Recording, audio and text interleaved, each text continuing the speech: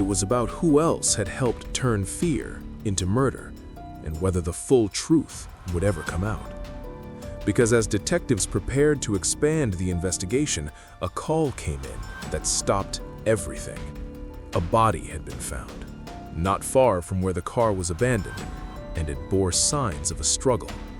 As officers raced to the scene, one thought echoed through Henson's mind. This case wasn't over. It was getting worse. The body lay half hidden at the edge of the woods, tangled in sawgrass and fallen pine needles, as if the land itself had tried and failed to swallow it. By the time Detective Mark Henson arrived, the area was already sealed off. Blue lights pulsed between tree trunks. The humid Florida air clung to his skin as he ducked under the tape and followed the crime scene techs toward the clearing. The man on the ground was face down, arms twisted at unnatural angles. His shirt was soaked dark with blood along the back, the fabric torn near the shoulder blade. It was him, the family acquaintance, the man who had just helped the boys. Henson exhaled slowly. Cause of death? Stab wound, a tech would tide. Single, deep, likely bled out. Henson closed his eyes for a brief moment. Now they had another murder, and no obvious killer. The discovery sent shockwaves through the investigation. Within hours, headlines exploded again. Key witness found dead in Florida true crime case. Speculation ran wild. Online forums lit up with theories, cover-ups, conspiracies, vigilante justice. Some claimed Terry King's death was finally catching up to the people who knew the truth. Others insisted the boys had manipulated everyone, and now someone else was paying the price. Inside the sheriff's office, the mood was grim. If the man had been killed, it meant one of two things. Either he knew something worth silencing, or he was trying to run. Henson gathered his team. "We treat this as connected until proven otherwise," he said. "No assumptions, no shortcuts." Detective Lisa Moreno nodded. "The timing's too perfect. He disappears, then turns up dead before we can bring him in. Or before he can talk," another detective added. "Exactly." Back in holding, Alex and Derek sensed the shift before anyone told them. Something had changed. Officers were quieter, faces tighter. Conversations stopped when they passed. When Moreno finally sat across from Alex again, her expression was unreadable. "Alex, the man who brought you to the station, he's dead." Alex's eyes widened. "What?" His voice cracked. "How?" "We don't know yet." Alex shook his head rapidly. "We didn't do anything. We swear." "I know. That's why I need you to tell me the truth. All of it." Alex's shoulders sagged. "He said he'd help us," he whispered. "He said if we did it right, everything would stop." Moreno's breath caught. "Did what right?" "The fire," Alex said. "He told us how to make it look like an accident." The room went cold. Moreno leaned back, stunned. "So he knew about the fire?" Alex nodded, tears spilling now. "He said our dad deserved it, that some people don't change unless you force them." "And the basement?" Moreno asked. Alex looked at her, eyes full of fear. He'd been down there before. That admission changed everything. Forensic teams returned to the basement with renewed focus. Under ultraviolet light, they found traces of adult fingerprints on the rope, the chair, the wall. They weren't Terry's. They matched the dead man. He hadn't just known about the basement, he'd been part of it. The realization hit hard. The boys hadn't been alone in their fear or in their planning. Someone older, someone angrier, someone with his own reasons had inserted himself into their lives. And when the violence started, it didn't stop where anyone expected. Derek, meanwhile, was unraveling. Unlike Alex, guilt sat on him like armor, heavy, sharp-edged, and impossible to remove. When Henson sat down across from him again, Derek didn't bother with defiance. "You think he was going to save us," Derek said bitterly. "He wasn't." "What do you mean?" "He liked it. The control, the secrets." Henson leaned in. "Are you saying he encouraged you?" Derek laughed hollowly. "Encouraged? We rehearsed it with him." The words slammed into the room. "He said if Dad disappeared, everything would be better, that we'd finally be free." "And now he's dead too?" Henson said. Derek's eyes darkened. "Good."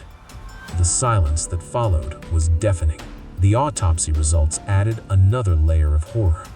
The dead man's wound angle suggested he hadn't been attacked from behind. He was facing his killer. There were defensive cuts on his hands. He knew what was coming. That meant whoever killed him hadn't been a random stranger. It was personal, and it was recent. Detectives scoured his phone records, emails, and social media. They found frantic messages sent just hours before his death, half-written texts, unsent drafts. One stood out. "I never meant for this to happen. I need to tell them everything." He'd been trying to confess, and someone had stopped him. Attention turned inward. Who else knew? Who else had been close enough to silence him? Henson reviewed the case files late into the night, coffee cold in his hand. Every conversation replayed in his mind, every reaction, every hesitation. Then it clicked. There was one person who'd been oddly quiet from the start, someone who'd been interviewed, dismissed, and forgotten. Terry King's co-worker, a man who'd often driven Terry home, who'd complained about Terry's parenting style, who'd once jokingly said, "Those kids are gonna snap one day." When detectives paid him a visit, his house was dark. Too dark. The door was unlocked. Inside, the TV was still on, casting flickering shadows across an empty living room. On the kitchen table lay a folded piece of paper, a note. Henson read it slowly. "I tried to stop it, I swear, but it was already done." No signature, no explanation, just enough to raise every alarm. By the time the man was located, he was already being loaded into an ambulance. Self-inflicted uses. Not fatal, yet. At the hospital, under guard, he finally spoke. Terry King hadn't been the only adult crossing lines. The basement had become a shared secret, twisted, normalized, unchallenged. When the boys snapped, they didn't do it alone. And when the truth threatened to come out, someone decided silence was easier than justice. The confession sent shockwaves through the department. Charges were amended, new arrests prepared, but one question still loomed over everything. How much responsibility could be placed on two boys who'd grown up surrounded by fear, manipulation, and adults who failed them at every turn?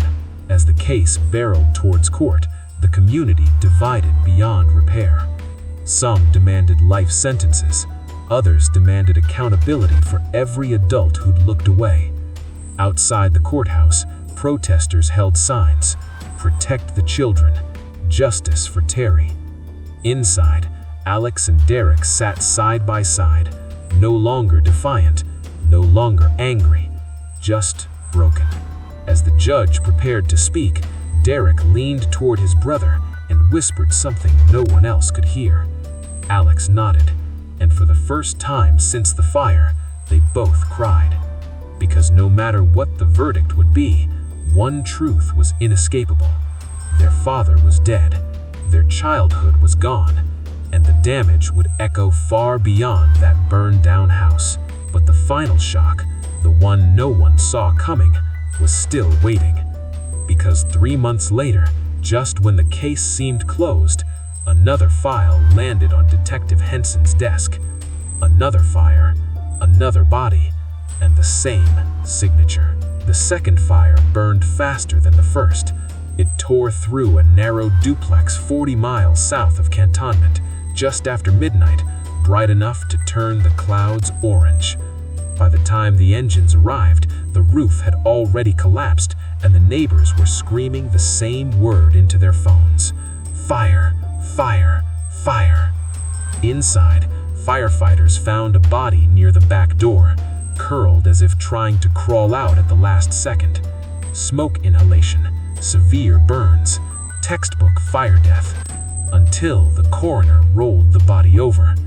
The skull fracture was unmistakable. Blunt force trauma before the flames. Because the basement wasn't empty.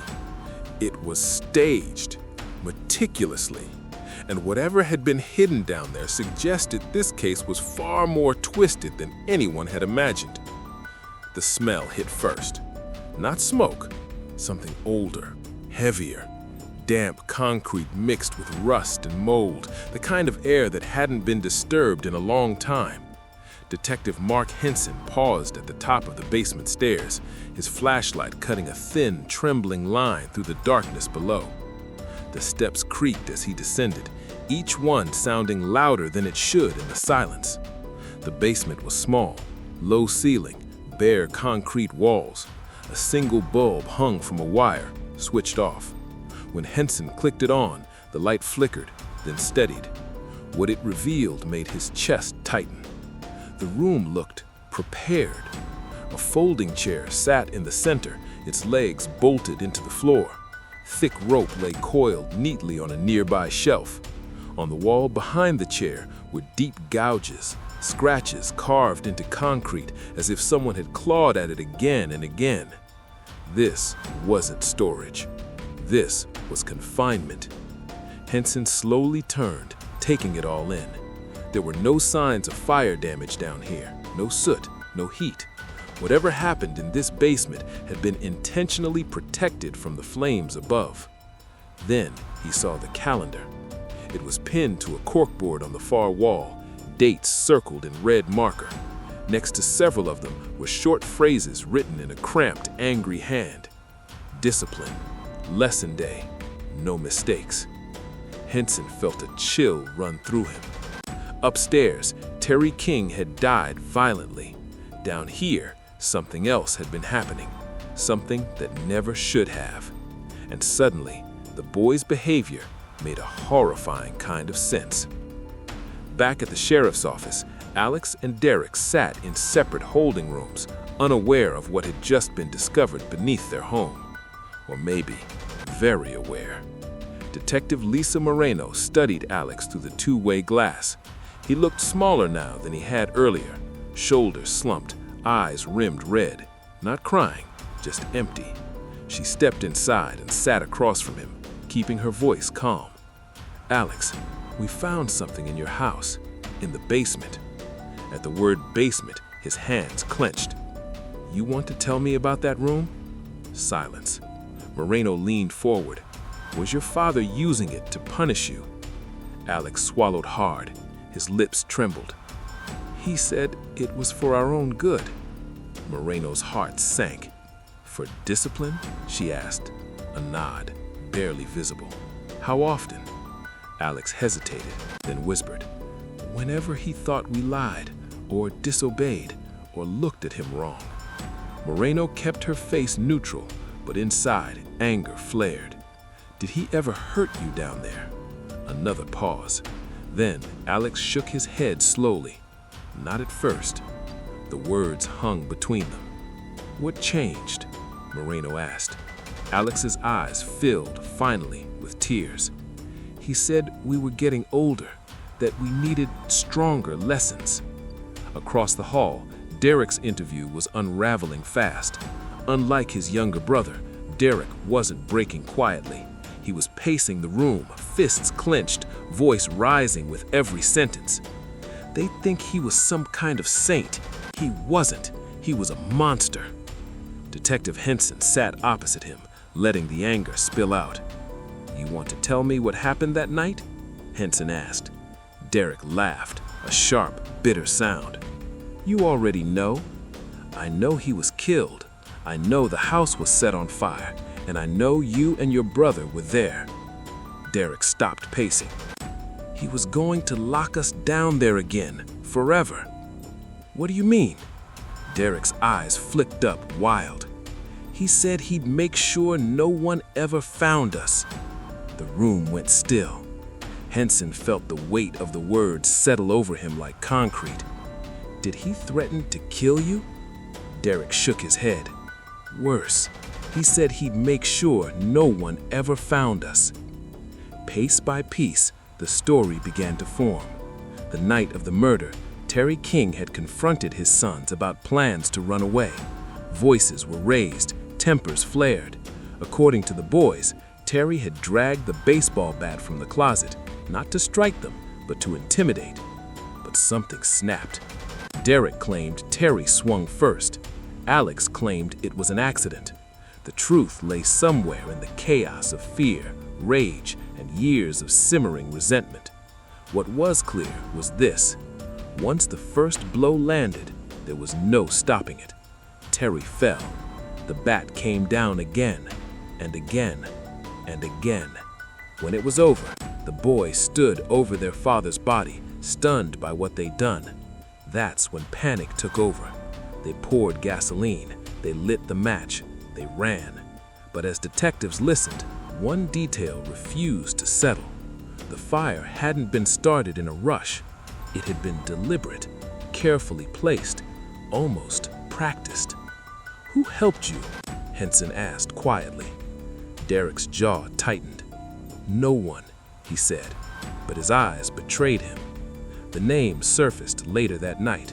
A family acquaintance, older, trusted, someone who'd given the boys rides before, someone they'd talked to about running away, someone who, according to phone records, had been in contact with them just hours after the fire started.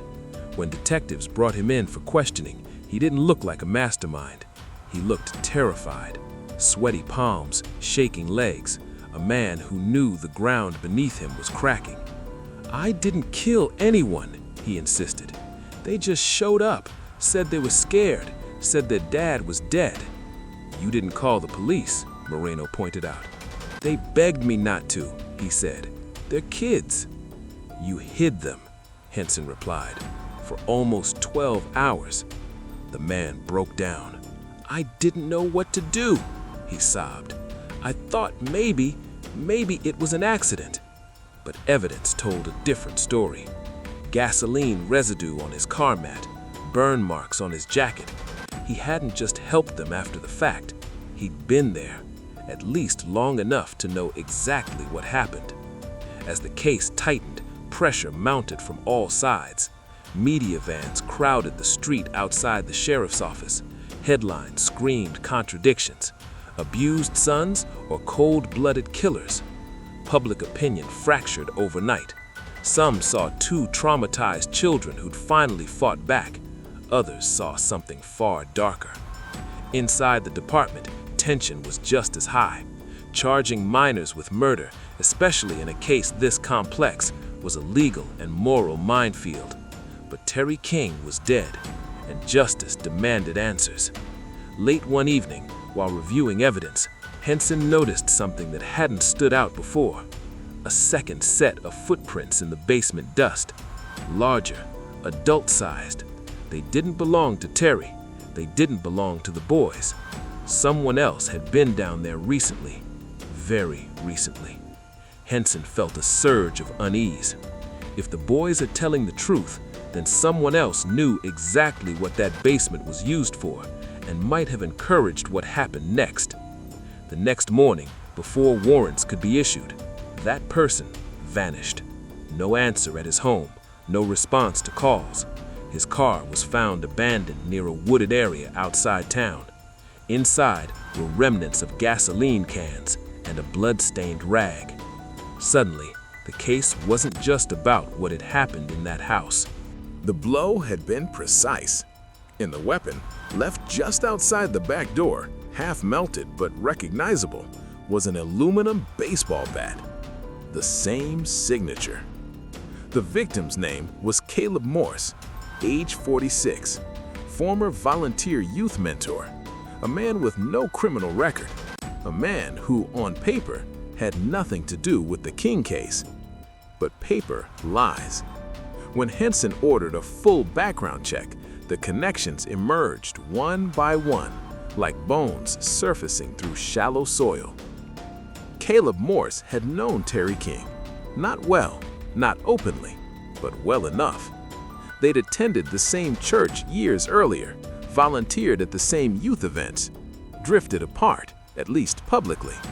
Privately, Morris had been one of the adults who'd noticed the boy's fear and done nothing. More than that, phone records showed Morris had exchanged messages with the same family acquaintance who'd been found stabbed in the woods. Messages that stopped abruptly 2 days before that man's death. The pattern was forming now, ugly and unavoidable. This wasn't random, it was reckoning. Henson gathered his team in the briefing room, the weight of the case pressing down on everyone. "We're not looking at copycats," he said. "We're looking at a chain." He pinned photos to the board. Terry King, the family acquaintance, Caleb Morris. Each one connected by silence. Each one linked to the basement. "To someone," Henson continued, "this isn't murder, it's correction." A young deputy spoke up. "You think the boys did this?" Henson shook his head slowly. "No, they're locked up, accounted for. This is someone else. Someone who believed they were finishing what had been started." Inside the juvenile detention center, Alex and Derek sat across from each other in a narrow visitation room, a pane of glass separating them. The news of the second fire had reached them through whispers, guards' radios, fragments of overheard conversations. Derek's hands trembled. "It's happening again, isn't it?" Alex nodded. "They won't stop." "Who?" Derek whispered. Alex looked up, eyes hollow. "The ones who watched." Henson's next move was dangerous, and he knew it. He released selective details to the press. Not names, not accusations, just enough to suggest investigators were closing in on a hidden network of adults tied to the King family. The response was immediate. Anonymous tips flooded in. Emails, phone calls, letters slid under station doors. Some were nonsense. Some were confessions in disguise. And one stopped Henson cold. It was a voicemail, distorted, breathing heavy. A man's voice shaking with something between fear and rage. "You think fire erases everything, but some things burn deeper." The call ended there. The number was blocked, but the phrase stuck because it matched something Derek had said weeks earlier during one of his breakdowns. Fire doesn't erase, it reveals. Henson felt the net tightening. The breakthrough came from an unexpected place.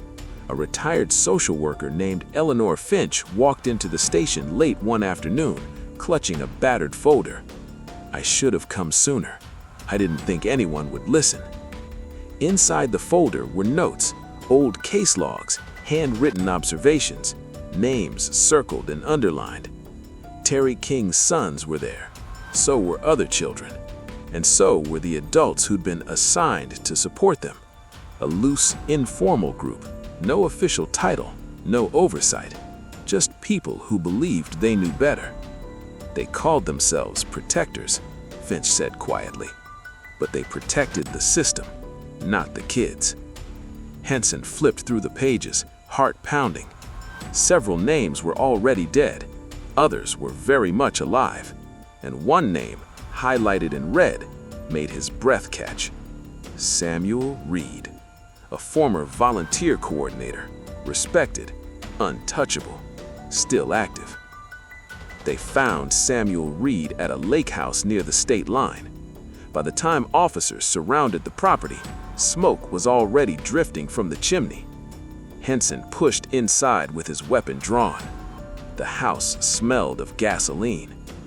Reed sat at the kitchen table, calm, almost serene, a glass of water in front of him.